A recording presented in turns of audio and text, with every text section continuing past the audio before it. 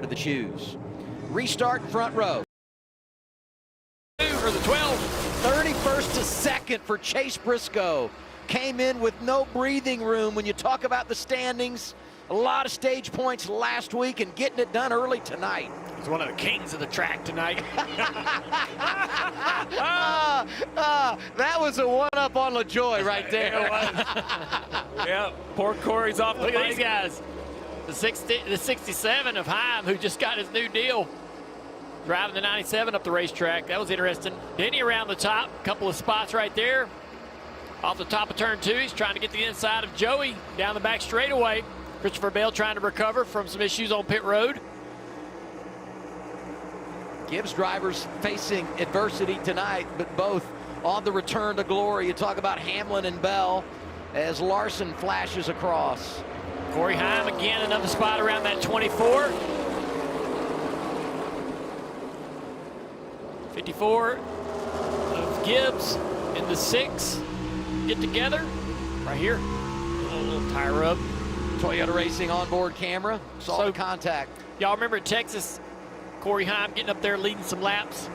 Look at him now around the bottom of the racetrack. Denny Hamlin said this kid was special. We're seeing that tonight as he's driving through the top 10. The inside of Bubba Wallace right here. Big announcement this weekend. Yep.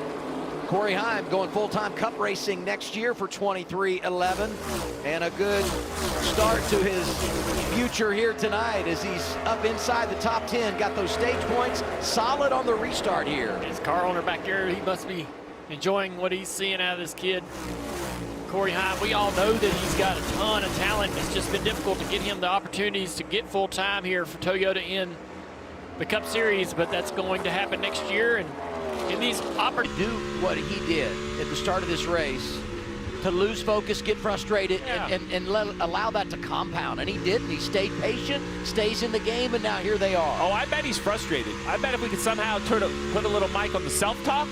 The self-talk was, I can't believe I just did this, right? There was nothing on the radio. There was no vocal complaint. We'll hear about it on his podcast Monday, but I guarantee he's going to say he was frustrated with his own mistake. He's the type of driver that owns up to it. no contact so far. Everybody's able to avoid.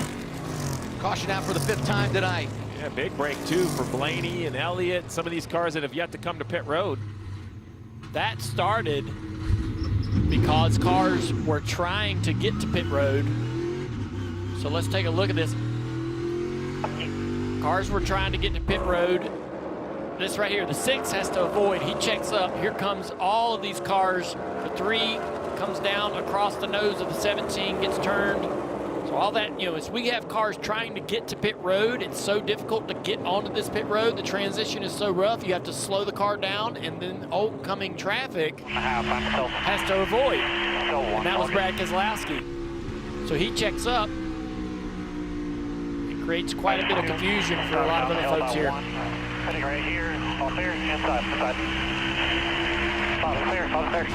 So he saw the 6 kind of coming down in front of him, and you can hear him starting to get out of the gas a little bit. Busher doesn't know that and runs into him and spins him around. Just unfortunate situation there. But I think about how bad this could have been. A lot of cars here.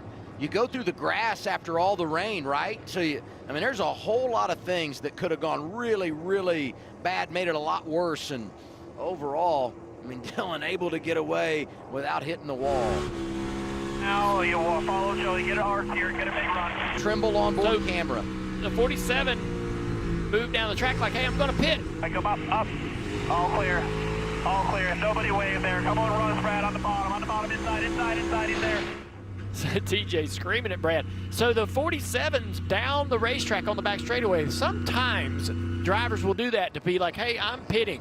I'm moving down here, and this is unusual. That's a signal that I'm coming to pit road. Well, Brad didn't really pick up on that. TJ wants a wave or somebody up on the spotter stand to say, hey, we're coming to pit road. He doesn't get that either. So just a little bit of a miscommunication. Only 8 cars on the lead lap, being in the middle of the cycle. The 12 of Blaney currently the leader. You're going to see the 9 of Chase Elliott probably also will come to pit road. Yeah, big gap between them. So only 8 cars. Kim. And for Ryan Blaney, he actually said he was tighter overall this run, but the entry did get a little bit free towards the end. Tires and fuel for the 12 car. Chase Elliott telling Alan Gustafson that he could overheat either end of the car on the tires. He could either make the car tight, he can make it loose. So he was kind of confused on what to do. Also having a little bit of radio issue there, hearing his crew chief. Michael McDowell having a quiet day. Chose to stay out there even though he had some of the most laps on his tires. Last pitted at lap 87 before this one. They've gambled a little bit and it's paid off here, guys, with the caution coming out. A couple of laps shy of halfway in the Cracker Barrel 400, fifth caution of the night. Yeah, right in the middle of the pit cycle, you see the stack up on the front stretch. We're going to let scoring reset and update the running order when we return of just who got back on the lead lap.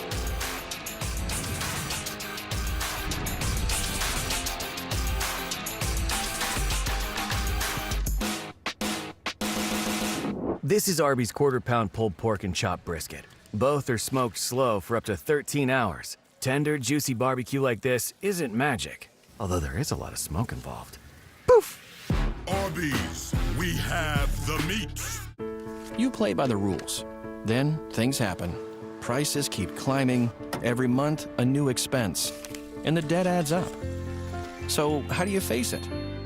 It starts with a call, then a plan. At National Debt Relief, we'll negotiate with your creditors so you pay less than you owe. And just like that, you're back on track. When debt happens, we're here to help you take action. And this is where your new chapter begins.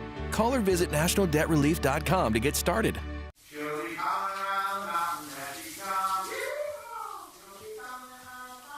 Don't mind if I do.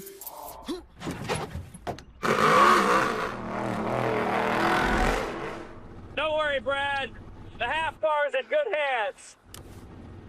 Nice ride. Thanks. I stole it.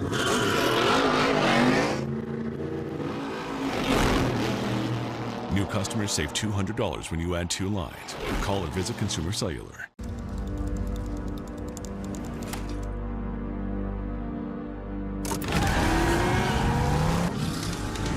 I suddenly realized that I was no longer driving it conscious, and I was in a different dimension. Just going.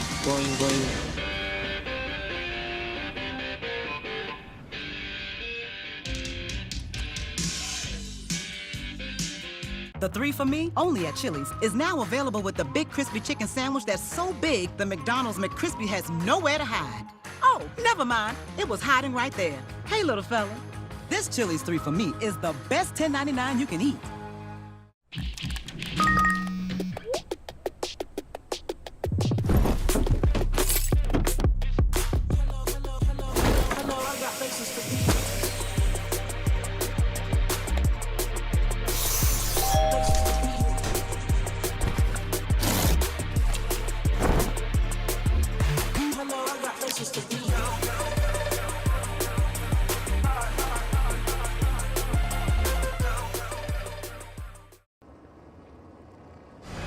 With no power comes no responsibility. Nicolas Cage's Spider Noir. All episodes available only on Prime Video.